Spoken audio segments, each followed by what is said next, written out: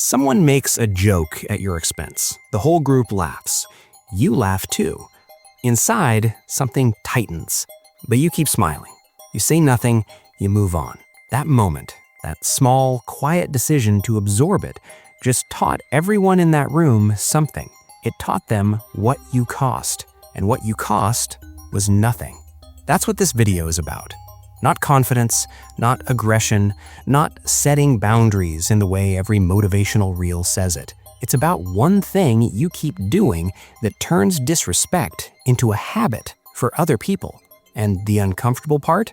You probably don't know you're doing it. Every relationship has an invisible rule book. Not written down anywhere, nobody hands it to you, but it gets built slowly, quietly, through every interaction. Through what you say, through what you let slide, through what happens when someone crosses a line. Here's how it works. When someone tests a boundary and nothing changes, the brain files that away. Psychologists call this operant conditioning. Behavior that produces no consequence gets repeated. Not because people are necessarily cruel, because that's how human social behavior is learned. We observe what's tolerated. We adjust accordingly. So if you consistently absorb disrespect, if people cancel and you say, no worries, if people interrupt and you wait patiently, if people mock you and you laugh along, the rulebook quietly updates. This is allowed here. 4 behaviors quietly write that rulebook, and most people doing them have no idea. Laughing at the joke you're not finding funny. Someone puts you down in front of others. A sharp comment, a nickname you hate, a joke that isn't really a joke, and you laugh, maybe even harder than anyone else. This is one of the most common things people do, and it feels rational in the moment. You're keeping the peace, you're being easygoing, you don't want to make it weird. But here's what the other person receives. Even he thinks this is fine. Nervous laughter is a social signal. It says, discomfort acknowledged, threat neutralized, continue. It doesn't protect you, it licenses the next round. The alternative isn't anger. Anger actually gives people the reaction they wanted. The alternative is stillness. Stop smiling. Don't fill the silence. Let it sit. And if it needs words, keep them short. That's not funny to me. 4 words. No explanation attached. No apology for having said them. The discomfort that follows, that's theirs to carry now, not yours. Takeaway? When you laugh at what hurts you, you teach people where to aim, turning a decision into a negotiation. You say no to something, then someone pushes back, and you immediately start explaining. I can't make it because I have this thing, and then my schedule is… Stop. Notice what just happened. You made a decision. They questioned it, and you responded as if you owed them a courtroom defense. Here's the psychology. The more you explain a boundary, the more negotiable it sounds. Every reason you give becomes a potential counter-argument. Oh, you're tired? You can sleep after. Now you're defending your reasons, not your decision. Boundaries aren't proposals. They don't require consensus. Confident people say, I can't do that. Full stop. Not cold, not rude, just complete. The moment you feel the urge to add because, that's the moment to stop talking. This is hard because over-explaining feels polite. It feels like you're being considerate, not difficult. But what it communicates is this: I need you to agree with my no before I'll commit to it. That's not a boundary, that's a request.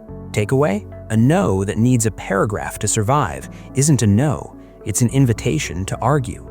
Staying equally available after being disrespected. Someone treats you badly. Then a day later, they text you like it never happened, and you respond.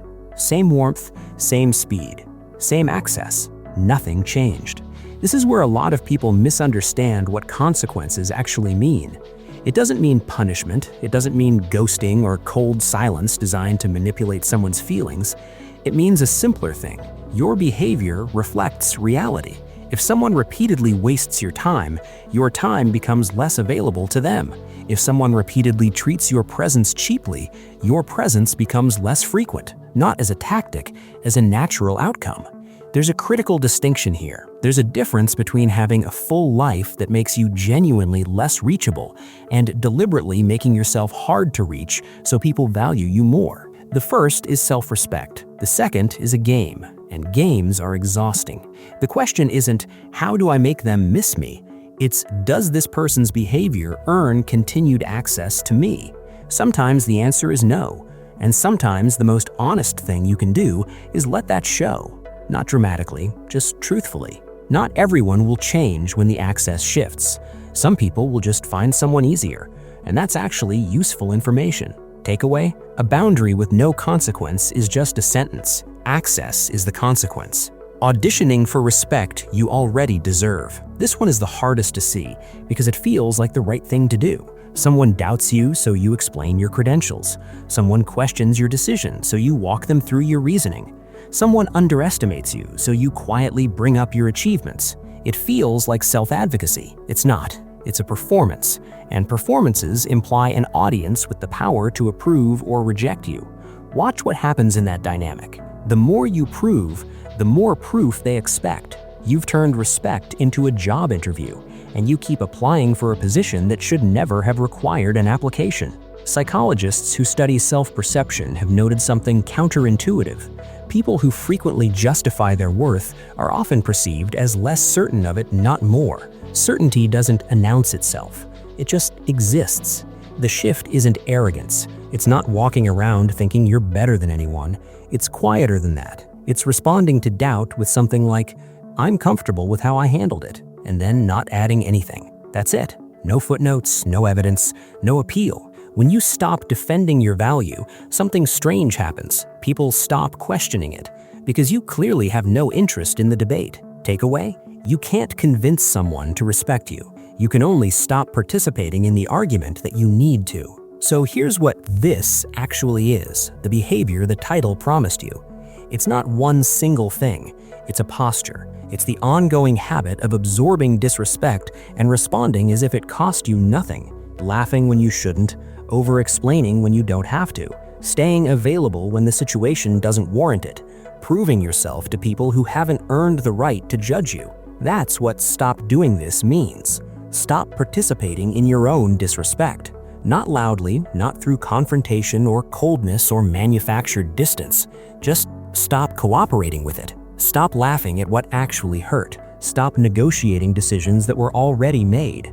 Stop showing up the same way for people who've consistently shown you who they are. Stop trying to earn respect from someone who's already decided not to give it to you. Because sometimes the goal isn't changing how someone treats you. Sometimes the goal is clarity on whether they deserve to be close to you at all. You don't need to be louder. You don't need a different personality. You need to be clearer about what you accept, what you don't, and what those things say about how you see yourself. The people who get respected aren't always the boldest people in the room. They're the people whose behavior is consistent, who don't contradict themselves, who say less and mean it. That consistency is something anyone can build, starting with one small, quiet decision. The next time someone crosses a line, to stop pretending it didn't happen. Which one of these 4 did you recognize most in yourself? Drop it in the comments. I'm genuinely curious where this hits hardest. And if this was useful, subscribe. There's more coming.